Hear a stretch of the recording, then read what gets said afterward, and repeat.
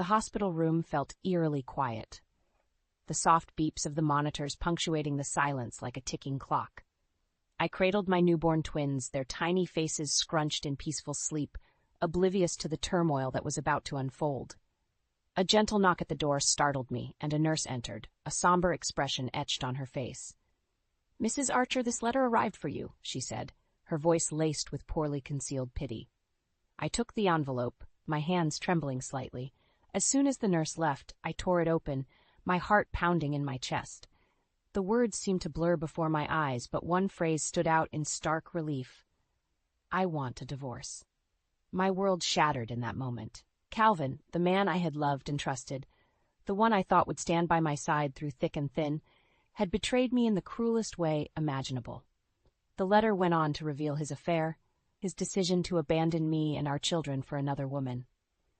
Tears streamed down my cheeks, and I clutched my babies closer, as if they were the only anchors keeping me from drifting away into a sea of despair. How could he do this to us? After years of struggling with infertility, these precious little ones were supposed to be the culmination of our dreams, the embodiment of our love. But Calvin's absence spoke volumes. He didn't even bother to show up for their birth, too consumed by his selfish desires to witness the miracle we had fought so hard to achieve. The man I thought I knew had become a stranger, and the life I had envisioned for us was nothing but a cruel illusion. In that moment, I made a silent vow to my children. I would be the strength they needed. I would protect them from the pain and betrayal that their father had inflicted upon us. And I would rise above this, not as a victim, but as a survivor, forging a new path for myself and my family.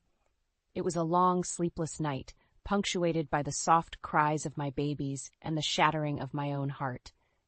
But as the first rays of dawn filtered through the window, I knew that this was not the end, but the beginning of a new chapter, one where I would write my own story, free from the shackles of a broken marriage and a broken man. I clutched the divorce papers like a lifeline, my knuckles turning white with the sheer force of my grip. Calvin's words cut deeper than any knife, his cruelty slicing through the very core of my being. "You're delusional if you think you can handle raising those brats on your own," he sneered, his voice dripping with contempt. "You'll fail as a mother, just like you failed as a wife." My brother Evan, who had taken me in after I left the hospital, placed a comforting hand on my shoulder. "Don't listen to him, sis. He's just trying to hurt you." Calvin scoffed, his lips twisted into a sneer. "Hurt her? I'm just telling the truth. She's nothing but a burden, and those kids are better off without her." I flinched, his words like physical blows, but Evan's presence gave me strength. "Get out of my house," he growled, his usually gentle demeanor replaced by a protective fury. Calvin shrugged, his cold eyes meeting mine for a brief moment before turning on his heel and leaving. The silence that followed was deafening, punctuated only by the soft whimpers of my newborn twins in the nursery. Evan enveloped me in a warm embrace, and I clung to him, my body shaking with the force of my sobs. How could he be so cruel? I choked out, my voice muffled by his shoulder. "He's a coward," Evan said, his voice laced with disgust. "But you're stronger than him, Miranda. You've always been the stronger one." His words resonated deep within me, igniting a spark of determination that had been flickering beneath the pain and betrayal. I pulled back, wiping the tears from my eyes, and nodded. "You're right," I said, my voice steadier than I had expected. "I can't let him break me, not when I have these two precious lives depending on me." Evan smiled, his eyes shining with pride. "That's my sister. Now let's focus on getting you and the twins settled. You're safe here, and we'll figure out the next steps together." As I held my babies close, their soft breaths brushing against my skin, I knew that Evan was right. Calvin might have shattered our family, but he couldn't destroy the unbreakable bond between a mother and her children. I would rise above his cruelty, his insults, and his attempts to diminish me. This was just the beginning of a new chapter, one where I would write my own story of resilience and triumph. The soft coos of my twins filled the air as I rocked them gently, their tiny fingers curled around mine. It had been a few months since I had taken refuge at Evan's place, and the wounds of Calvin's betrayal were slowly starting to heal. A knock at the door interrupted my reverie, and Evan poked his head in. "Hey, you've got a visitor. It's Derek. My heart skipped a beat at the mention of my old college friend. Derek had been a constant source of support during those tumultuous times, his unwavering friendship a lifeline in the midst of the storm. "Send him in," I called out, unable to suppress the smile that crept across my face. Derek stepped into the nursery, his warm grin instantly brightening the room. "There's my favorite little family," he said, his eyes twinkling with affection. "Derek, it's so good to see you," I said, rising to embrace him with one arm, the other cradling my precious bundle. He returned the hug with gentle care, mindful of the fragile lives nestled against me.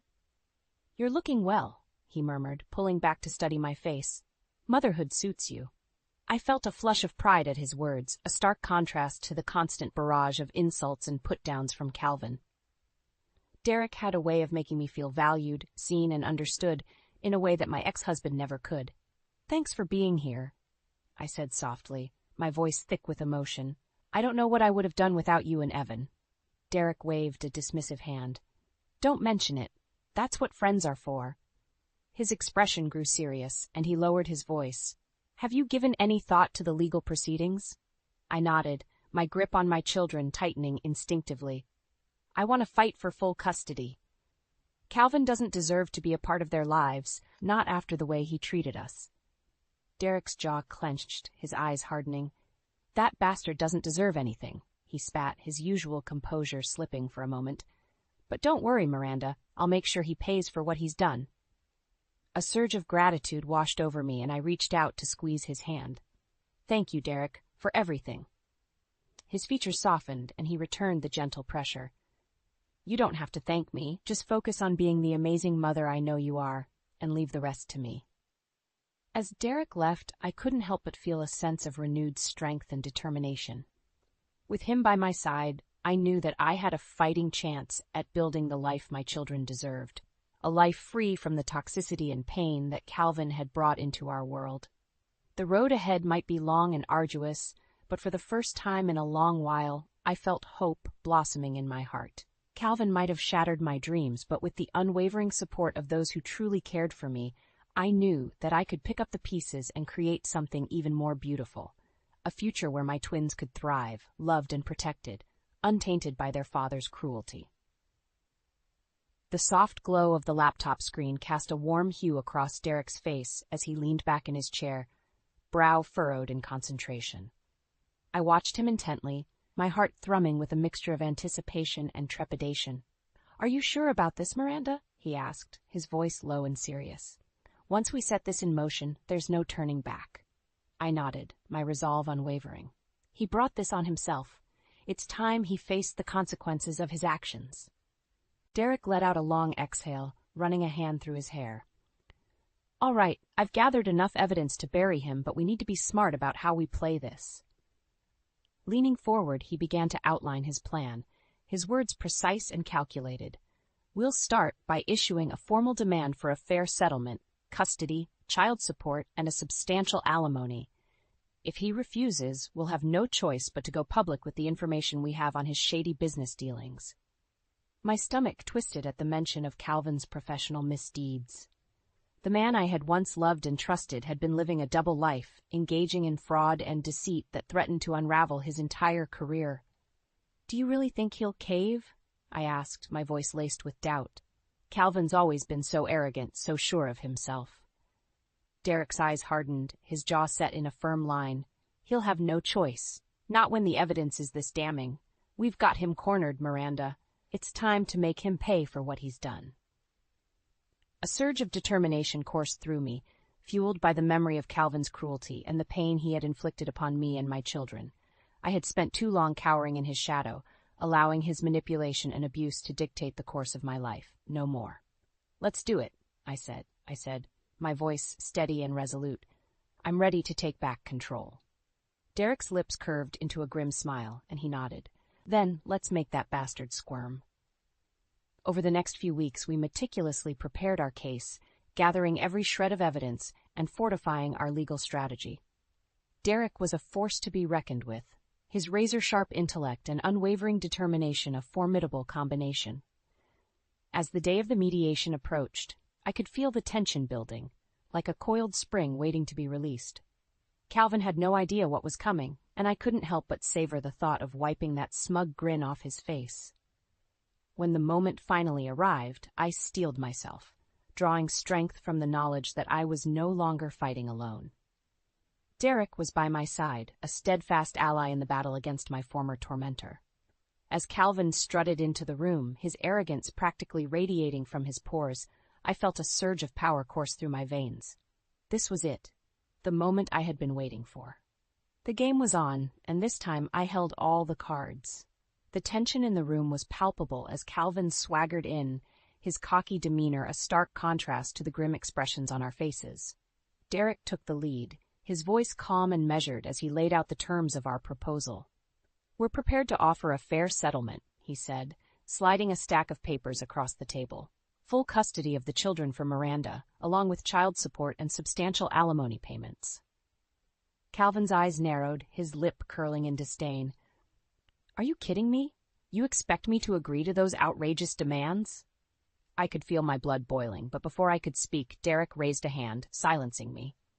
"It's a generous offer, given the circumstances," he said, his voice taking on a razor-sharp edge. Calvin scoffed, leaning back in his chair with a smug grin. "And what circumstances would those be? You have no leverage here." Derek's expression hardened, and he reached into his briefcase, retrieving a thick file. "I wouldn't be so sure about that." With a flick of his wrist, he scattered the contents of the file across the table, revealing a damning trail of evidence, financial records, email correspondence, and detailed accounts of Calvin's fraudulent activities within his company. The color drained from Calvin's face as he rifled through the documents, his bravado evaporating like mist in the morning sun. Where did you get this?" "That's not important," Derek said, his voice laced with steel. "What matters is that we have more than enough evidence to bury you, professionally and personally." Calvin's eyes darted between us, his mask of arrogance crumbling as the realization of his predicament sank in.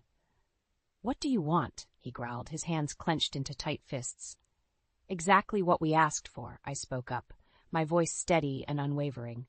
"The settlement, no contest on custody, and your silence. Agree to our terms, and this information stays buried." Calvin's jaw tightened, his eyes burning with barely contained rage. For a long moment, the room was deathly silent, the weight of our ultimatum hanging heavy in the air. Finally, he let out a sharp exhale, his shoulders slumping in defeat. "Fine, you win." A surge of triumph coursed through me, but I refused to let it show on my face. Calvin had brought this upon himself, and for the first time, he was the one left powerless, stripped of his arrogance and control. As he scrawled his signature on the settlement papers, his hand trembling with barely contained fury, I felt a weight lift from my shoulders. The nightmare was finally over, and I had emerged victorious, not just for myself, but for my children. Derek and I exchanged a glance, a silent acknowledgement of our shared triumph passing between us.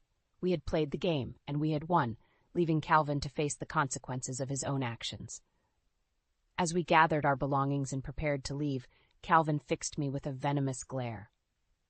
"This isn't over," he hissed, his voice dripping with venom. I met his gaze unflinchingly, a newfound strength burning within me. "Yes, it is," I said, my voice unwavering. "You lost the moment you decided to betray us." With those words, I turned and walked away, leaving Calvin to stew in the wreckage of his own making. The battle had been hard fought, but in the end, justice had prevailed, and I had reclaimed the power he had tried so desperately to strip away. The future was uncertain, but for once, I didn't fear it. With my children by my side and the unwavering support of those who truly cared for me, I knew that I could weather any storm that came my way. Calvin had made the mistake of underestimating me, and now he would pay the price. The sound of shattering glass echoed through the silent kitchen as Calvin hurled his tumbler against the wall, the amber liquid splattering across the pristine tiles. His face was contorted with rage, his knuckles white from the force of his clenched fists. "That bitch," he snarled, pacing like a caged animal. "How dare she try to ruin me?" His mistress, Samantha, watched him with a mixture of fear and disgust, her arms crossed defensively over her chest. "Maybe you should have thought about before you decided to screw her over," she spat, her voice dripping with contempt. Calvin whirled on her, his eyes wild with fury. "Shut your mouth," he growled, taking a menacing step forward. "This is all her fault. She's the one who pushed me into this." Samantha recoiled, her lips pressed into a thin line. "Don't you dare try to blame her for your own mistakes," she said, her voice trembling slightly. "You made your bed, Calvin. Now you have to lie in it." Calvin's laughter was bitter and mirthless. "Oh, I'll make her pay all right. She thinks she's won, but I'm just getting started." As he stormed out of the room, slamming the door behind him with enough force to rattle the windows, Samantha sank onto the couch, burying her face in her hands. The illusion of their perfect life together was rapidly unraveling, and she couldn't help but wonder if she had made a grave mistake. Meanwhile, I sat across from Derek, my hands wrapped around a steaming mug of coffee as I recounted the events of the mediation. He listened intently, his brow furrowed in concentration. "I can't believe he had the audacity to threaten you," he said, shaking his head in disgust. "The man has no shame." I shrugged, trying to mask the residual fear that still lingered in the depths of my heart. "It's just empty bravado," I said, forcing a smile. "He's all bark and no bite." Derek's expression darkened. "I wouldn't be so sure," he murmured, his voice laced with concern. "Calvin's a desperate man, and desperate men are capable of dangerous things." A chill ran down my spine at his, but I pushed the uneasy feeling aside. "Even if he tries something, we'll be ready," I said, my voice resolute. "We have the upper hand now." Derek nodded, but the worry lines etched across his forehead didn't fade. "Just promise me you'll be careful," he said, reaching across the table to take my hand in his. "I don't want anything to happen to you or those beautiful kids of yours." I squeezed his hand, drawing strength from his unwavering support. "I promise," I said, my voice thick with emotion. "We've come too far to let him win now." As the days passed, Calvin's world continued to crumble around him. News of his professional misdeeds began to leak, spreading like wildfire through the business community. Clients and colleagues alike turned their backs on him, horrified by the extent of his deceit. Samantha, unable to bear the weight of the scandal, packed her bags and left, disappearing without a trace. Calvin was left to face the consequences of his actions alone, his once powerful empire reduced to ashes. And through it all, I watched from the sidelines, a sense of vindication washing over me. Calvin had thought he could break me, but in the end, his own arrogance and greed had been his undoing. As I held my children close, their innocent laughter filling the air, I knew that I had won the greatest victory of all, the ability to provide them with a safe, loving home, free from the toxic influence of their father. Calvin's collapse was a harsh lesson in karma, a reminder that no matter how powerful or invincible one might seem, the truth always has a way of catching up. And as I looked towards the future, I couldn't help but feel a sense of hope and possibility, knowing that I had emerged from the ashes of my past, stronger and more resilient than ever before. The sharp ring of my phone cut through the peaceful silence of the evening. I glanced at the caller ID and felt my heart sink. It was Derek. "Hello?" I answered, a sense of dread settling in the pit of my stomach. "Miranda, you need to turn on the news. Right now." Derek's voice was laced with urgency, sending a chill down my spine.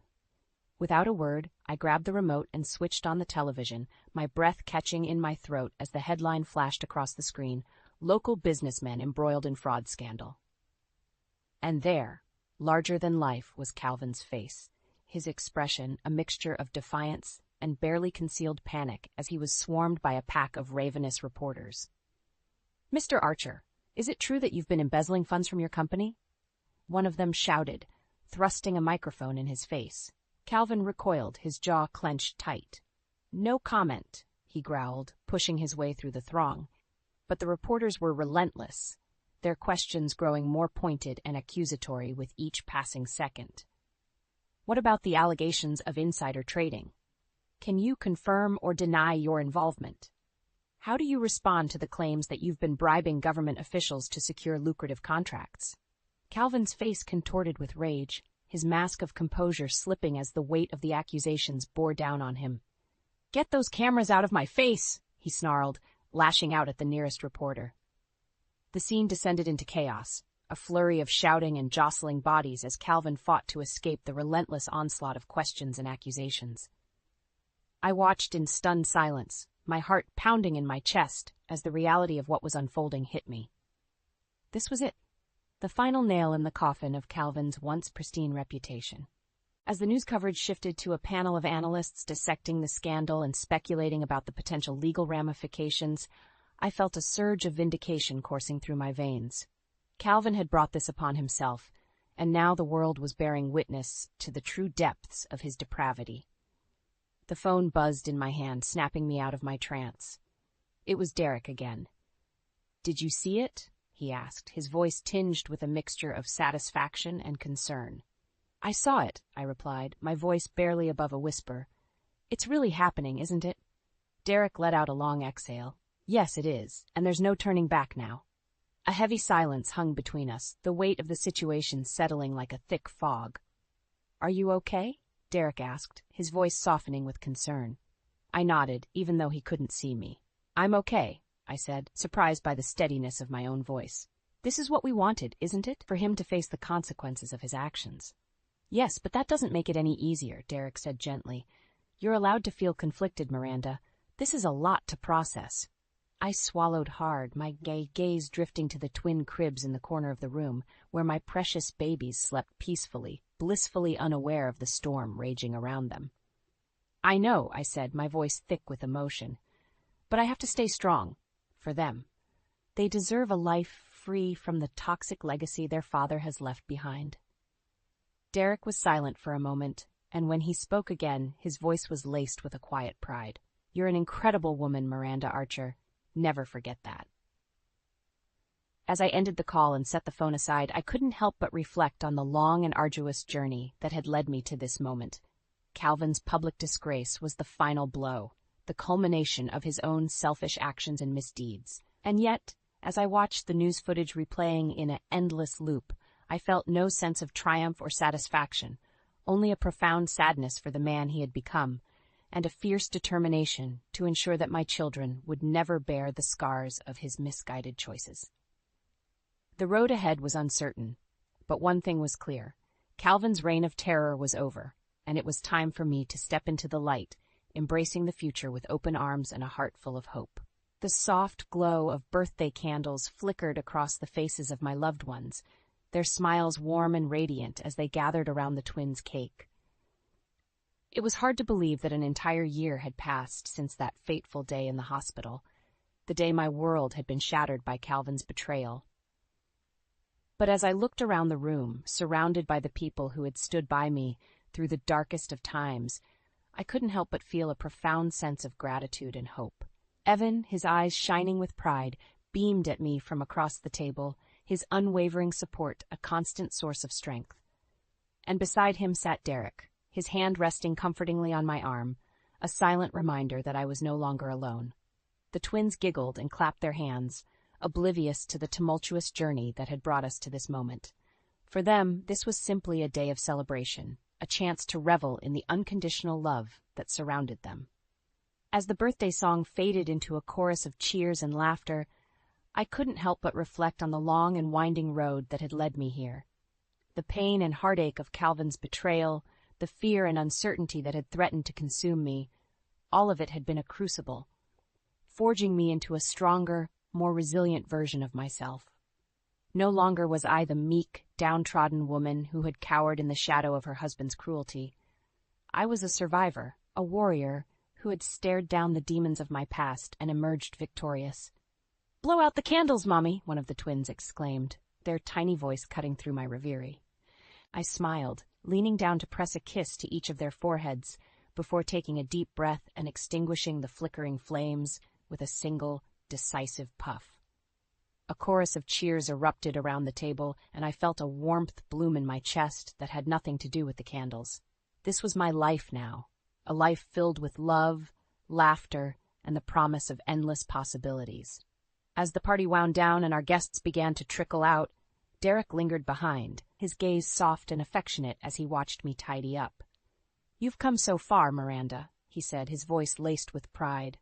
"I can't even begin to tell you how amazed I am by your strength." I paused, turning to face him with a grateful smile. "I couldn't have done it without you," I said, my voice thick with emotion. You were the one who helped me find my way back when I thought I was lost forever." Derek shook his head, his eyes shining with a quiet intensity. "You found your own way," he said, taking a step closer. "I was just lucky enough to walk beside you." Our gazes locked, and in that moment the air seemed to crackle with a charged energy, a silent acknowledgement of the bond that had been forged between us through fire and adversity. Before I could second-guess myself, I closed the distance between us, my lips finding his in a tentative, exploratory kiss. Derek froze for a heartbeat before melting into the embrace, his arms wrapping around me with a tenderness that threatened to undo me. When we finally broke apart, breathless and flushed, I couldn't help but let out a tremulous laugh. "I never thought I'd find happiness again," I confessed, my voice barely above a whisper. Derek cupped my face in his calloused hands, his eyes shining with a fierce determination. "You deserve all the happiness in the world, Miranda, and I'll spend every day making sure you get it." As he pulled me into another searing kiss, I knew that this was just the beginning of a new chapter, one filled with love, laughter, and the promise of a future untainted by the ghosts of my past. Calvin's shadow no longer loomed over me, for I had stepped into the light, embracing the strength and resilience that had been forged in the fires of adversity. The road ahead was uncertain, but for the first time in a long time, I didn't fear the unknown. With my children by my side and the love of a good man to guide me, I knew that I could conquer any obstacle that dared to cross my path. This was my life, my story, and I was the author of my own destiny.